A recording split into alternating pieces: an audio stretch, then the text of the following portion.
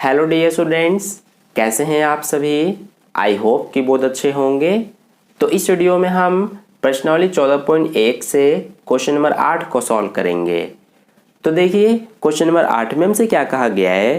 किसी कक्षा अध्यापिका ने पूरे सत्र के लिए अपनी कक्षा के 40 विद्यार्थियों की अनुपस्थिति निम्नलिखित रूप में रिकॉर्ड की। एक विद्यार्थी जितने दिन अनुपस्थित रहा उनका माध्य ज्ञात कीजिए। तो चलिए इसका सॉल्यूशन करते हैं। तो देखिए डियर स्टूडेंट्स, इस क्वेश्चन के लिए हमें ये आंकड़े दिए गए हैं, ये हमें दिनों की संख्या दी गई है और ये विद्यार्थियों की संख्या दी गई है। तो हमसे इसमें पूछा गया है कि विद्यार्थी के अनुपस्थित होने का माध्य ज्ञात कीजिए। तो देखिए कैसे करेंगे। सबसे पहले यहाँ पर देखिए ये 0 से 6 है और इसके सामने विद्यार्थियों की संख्या 11 है। इसका मतलब ये है कि 11 विद्यार्थी ऐसे हैं जिनकी अनुपस्थिति कक्षा में 0 से 6 दिन तक है। यानी कि हो सकता है कि इन 11 में से एक विद्यार्थी ऐसा हो जो कि 2 दिन तक अनुपस्थित रहा हो, यानी कि कक्षा में 2 दिन तक एब्सेंट रहा हो। या फिर हो सकता है कि इन 11 में से 3 विद्यार्थी ऐसे हैं जो कि एक एक दिन अनुपस्थित रहे हो, यानी कि कुछ भी हो सकता है इनके बीच में। ठीक है। इसके अलावा इसी तरह से ये सारे हमें दिए गए हैं आंकड़े। तो हमसे इसमें विद्यार्थी के अनुपस्थित होने का माध्य ज्ञात करना है। तो चलिए करते हैं। इसके लिए सबसे पहले हम क्या करते हैं कि हम इस पहले वाले कॉलम में, यानी कि ये जो हमारा पहला खाली कॉलम है, इसमें हम xi निकालते हैं, यानी कि वर्ग चिन्ह।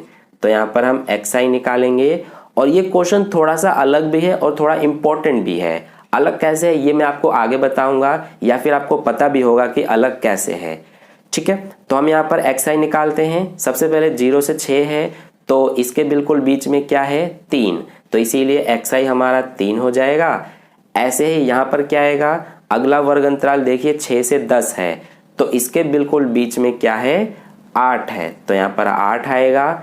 इसी तरह से अगला क्या है 10 से 14, तो इसके बिल्कुल बीच में क्या है 12, तो यहाँ पर 12 लिखेंगे। अगर आपको ऐसे समझ में नहीं आ रहा है तो आप ऊपरी वर्ग सीमा और निचली वर्ग सीमा को जोड़ के 2 से भाग कर दीजिए तो भी आपका आंसर इतना ही आएगा। ठीक है। इसके बाद नेक्स्ट है 14 से 20, तो इसके बिल्कुल बीच में क्या है 17 है। इसी तरह से 20 से 28 है तो इनके बीच में 8 का अंतर है, 8 का आधा करेंगे 4 आएगा, यानी कि इनके बिल्कुल बीच में जो है वो 24 है। इसी तरह से 28 से 38 के बीच में क्या है, इनके बीच में 10 का अंतर है, 10 का आधा करेंगे 5 हो जाएगा, तो 28 और 5 33, तो यहाँ पर आ जाएगा 33, इन दोनों के बीच में 33 है। इसके बाद 38 से 40, तो इसके बिल्कुल बीच में साफ साफ दिख रहा है 39 है। तो ये हमने निकाल लिया xi।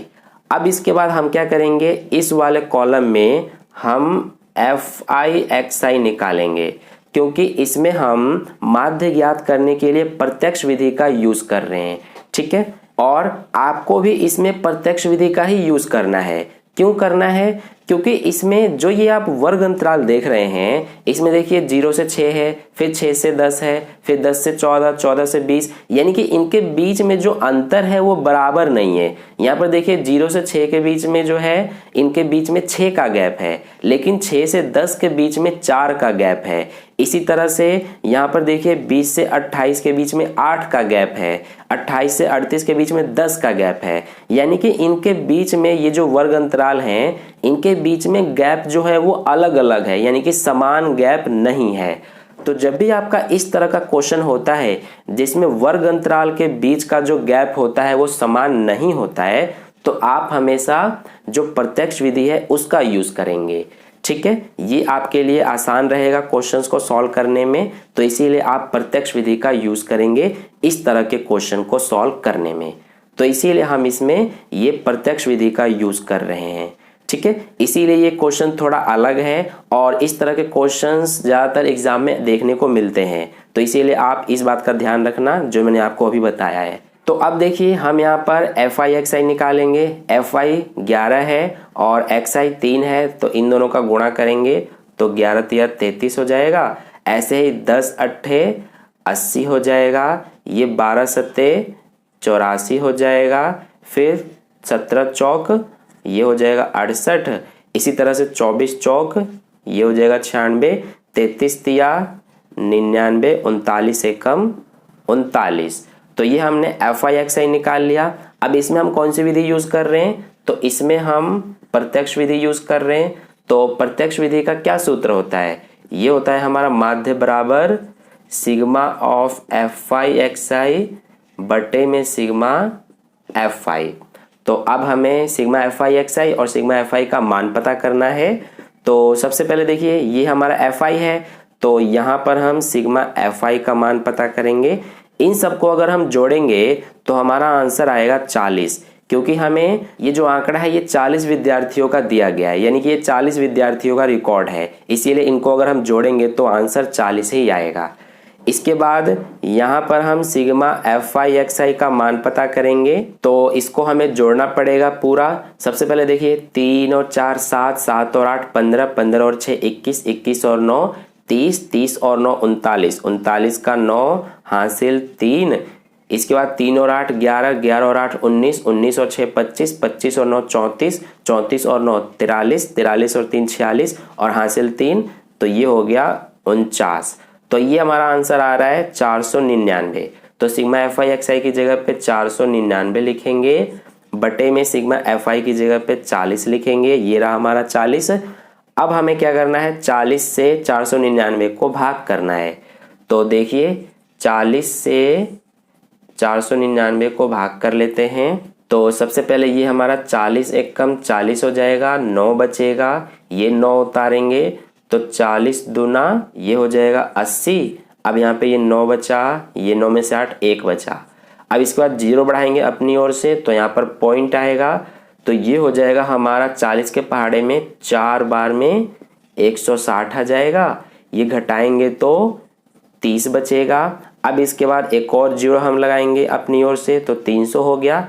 तो 40 के पहाड़े में 7 बार में 280 बार में कटेगा। अब ये 0, 10 में से 8 2, यहाँ पर 0 आएगा, तो ये हमारा आ गया 20। अब एक बार और यहाँ पे 0 बढ़ा लेते हैं, तो 40 के पहाड़े में 205 बार में आता है, तो ये हमारा 40 पंजे 200 पूरा पूरा कट गया। तो आंसर जो है ये हमारा आ रहा है 12.475 और यही हमारा आंसर है।